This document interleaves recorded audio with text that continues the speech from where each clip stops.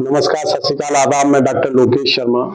आज हम एक ऐसे विषय से आपको अवगत कराने का प्रयास करेंगे जो वर्तमान में मैट्रिमोनियल वाद के सापेक्ष या उनके साथ साथ उसी गति से मान्य न्यायालयों में विचारणीय हो रहा है। विषय है चेक बाउंस वाला मामला।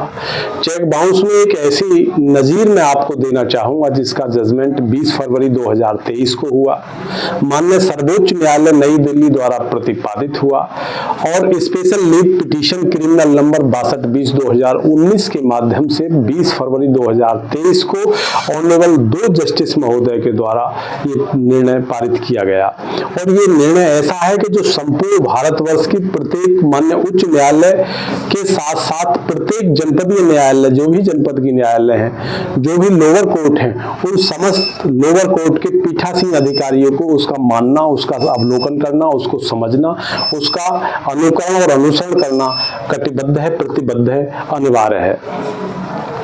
विषय है जो चेक बाउंस का जो मामले आते रहे हैं, इन चेक बाउंस के मामले में एक देवास जनपद पड़ता है जो उज्जैन में, मध्य प्रदेश की उज्जैन के नजदीक में पड़ता है, 32 किलोमीटर है वहां से। उज्जैन में चीफ जुडिशियल मजिस्ट्रेट के यहाँ एक सूट फाइल होता है कंप्लेंट के रूप में, परिवाद के रूप में, और वो चीफ जुडिशियल मजिस्ट्रेट साहब के यहाँ पे जो फाइल होता है वो एक व्यक्ति है जिनका नाम है महेंद्र जैन। और महेंद्र जैन एक मिता इंडिया प्राइवेट लिमिटेड कंपनी में जो भी इलेक्ट्रिकल का काम था, इलेक्ट्रिशियन का काम था, उसे करते थे। उनको पेमेंट हुआ, पेमेंट को तो एक्स्ट्रा हो गया।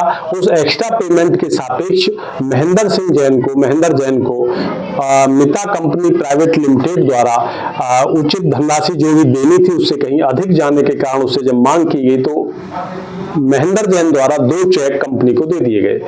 दोनों चेकों के सापेक्ष महेंद्र जैन ने अपना सूट फाइल किया 138 एनआई एक्ट में, और 138 एनआई एक्ट के सापेक्ष जो कंपनी थी मिता इंडिया प्राइवेट लिमिटेड, उनकी तरफ से उनका रिप्रेजेंटेटिव जिसका नाम था कविंदर सिंह आनंद को द्वारा पैरवी की गई। उस पे ऑब्जेक्शन आया। उस ऑब्जेक्शन के सापेक्ष उसके दोनों प्रार्थना पत्र, ऑब्जेक्शंस के दोनों प्रार्थना पत्र उनको खारिज कर दिया जाता है। दोनों प्रार्थना पत्र जो 23/7/2018 और 26/9/2018 इनके सापेक्ष 30 जनवरी को माननीय उच्च न्यायालय मध्य प्रदेश में रिट योजित की जाती है अंतर्गत धारा 482 सीआरपीसी में, और उसी के साथ वो भी खारिज हो जाती है।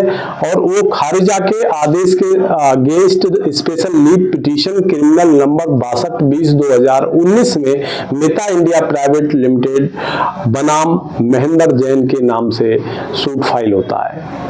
जो लीव पिटीशन में ऑनरेबल 2 जज साहबान, जिसमें mister justice V Rama Subramanian और मिस्टर जस्टिस पंकज मित्तल, दोनों के द्वारा, दोनों ने इसका अवलोकन किया और ऑनरेबल जस्टिस पंकज मित्तल जी और वी रामा सुब्रमण्यम द्वारा इसमें एक आदेश पारित किया गया। और उन्होंने उस आदेश को पारित करते हुए दोनों जो निचली लोअर कोर्ट के आदेश थे, माननीय उच्च न्यायालय का जो आदेश था, उनको अपास्त किया और इसमें कहा कि चेक बाउंस से संबंधित परिवाद पावर ऑफ अटॉर्नी के जरिए सक्षम न्यायालय में प्रस्तुत किया जा सकता है।